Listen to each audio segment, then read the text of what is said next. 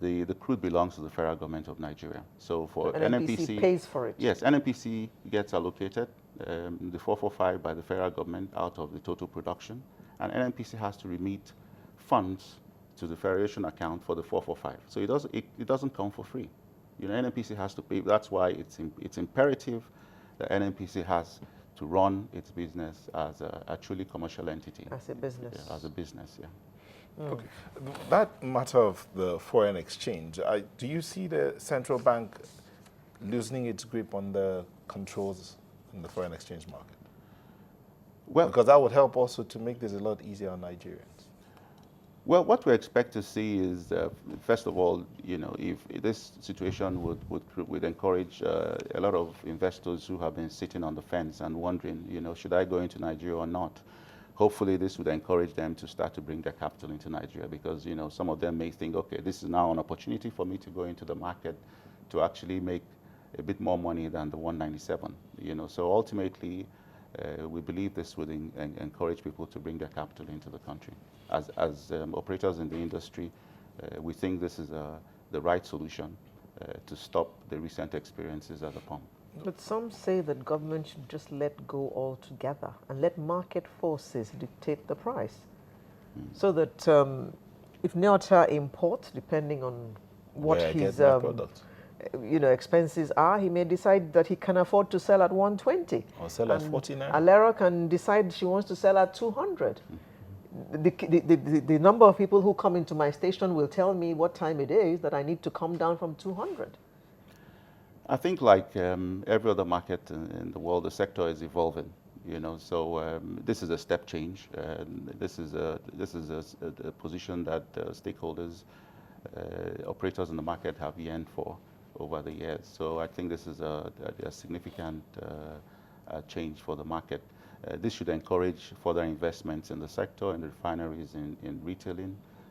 This should ensure that NNPC as an entity remits full value of the 445,000 barrels to the federal government, which would enable it meet its funding requirements at state levels and at the federal government levels. Let me take you back again to the refineries.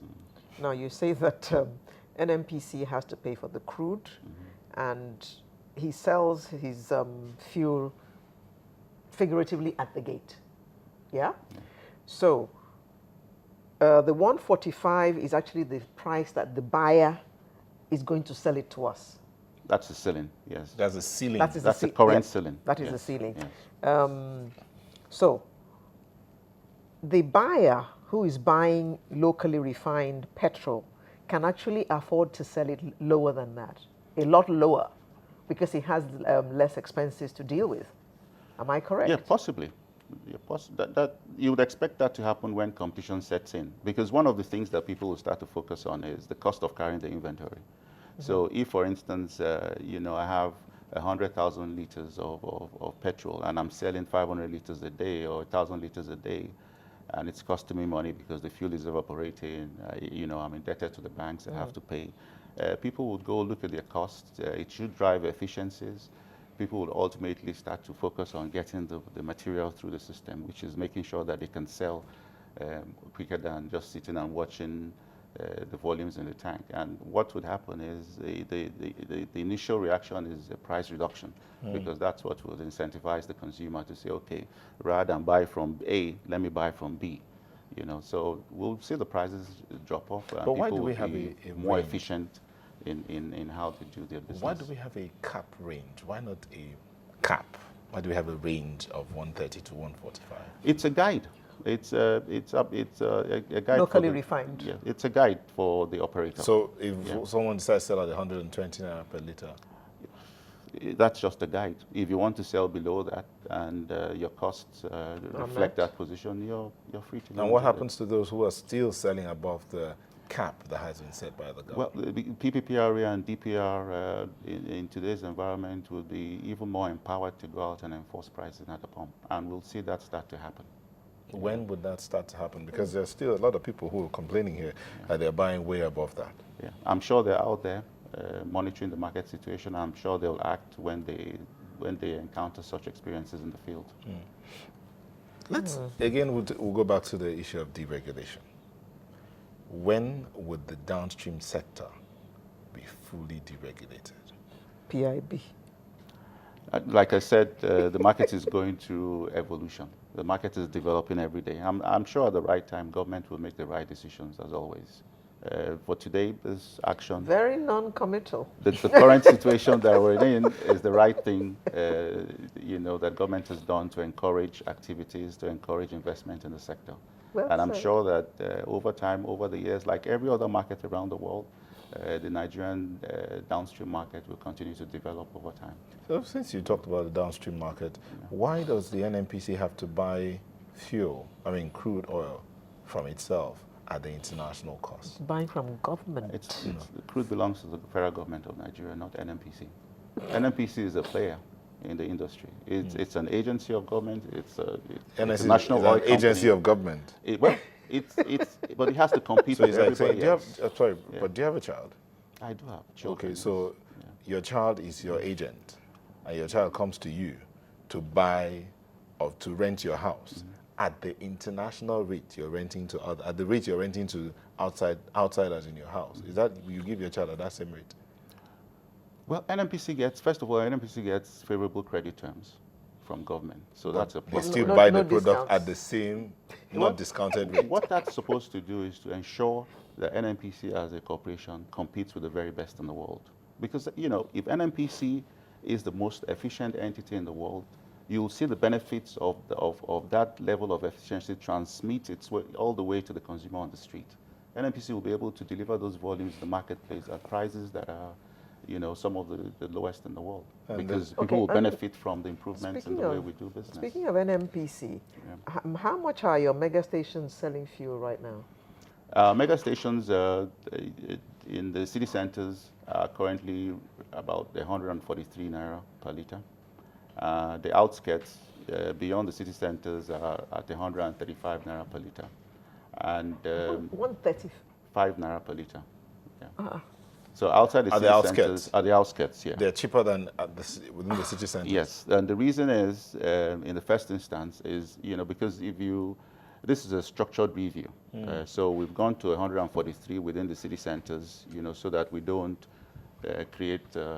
become a nuisance in the city centers. Because what you will see is that we'd have endless queues at NNP service stations. But we're monitoring the market on a daily basis, and we're trending that you'll see those prices drop off as we get into this implementation. Okay, Lysius Laulu David sent this question in to you. It says, if the review in the price is because private entities can't get access to forex at the official rate from the CBN, why should the NNPC, a government machinery that has access to forex at the official rate, also sell fuel at the same rate as the private entities? Or is the NNPC also sourcing forex from the secondary sources?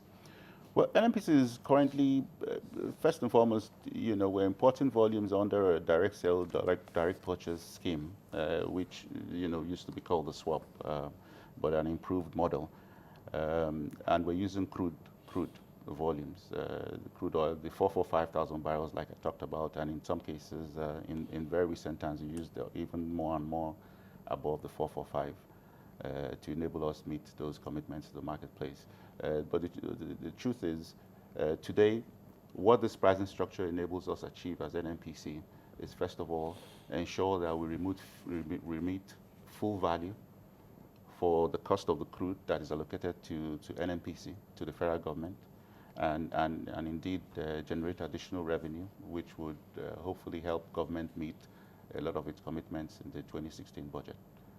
So we will see, the benefits of today's pricing come through over time. You're really confident that this will work, especially considering the fact that economic theories that are accepted globally sometimes don't work in Nigeria. I think Nigeria is part and parcel of the world. We're playing your in a global marketplace. Demand. Bring about a reduction in pricing. Yes. That's economics, basic economics. Yes. But you know that it doesn't really apply sometimes in Nigeria. It does. In some areas. We've seen it happen, at least in this sector. You and I were buying fuel. You just told me now that you went into the fuel stations and there were no petrol, there were no vehicles, as in that means they are buying and going, there are no queues. Yes. And That he was my bought at experience last 145. night. But someone tweeted that he bought at 160. Yeah, but I'd said that before, that these are, the first few days early of times. So implementation. we should just Yeah. watch it. As the supplies Still early improve, doors. we'll see that, eliminate, because what creates the difference is the supply-demand imbalance. That's why people take advantage. Yeah. Okay, so you said subsidy has been removed categorically. I said at today's pricing, there is no subsidy at the There's pump. no subsidy. So why not full deregulation? That's a policy decision that government has to make at the right time. For today, the government's commitment is to eliminate the suffering of the average Nigerian. And because we're at 145, people were paying 300 naira at the pump, 150. I was in Enugu a couple of weeks ago. The pumps were openly displaying 230. So at 145, that guarantees that we eliminate fuel scarcity. That guarantees that people, additional operators in the marketplace will start to bring their volumes in to complement what NNPC is doing. If they can get Forex.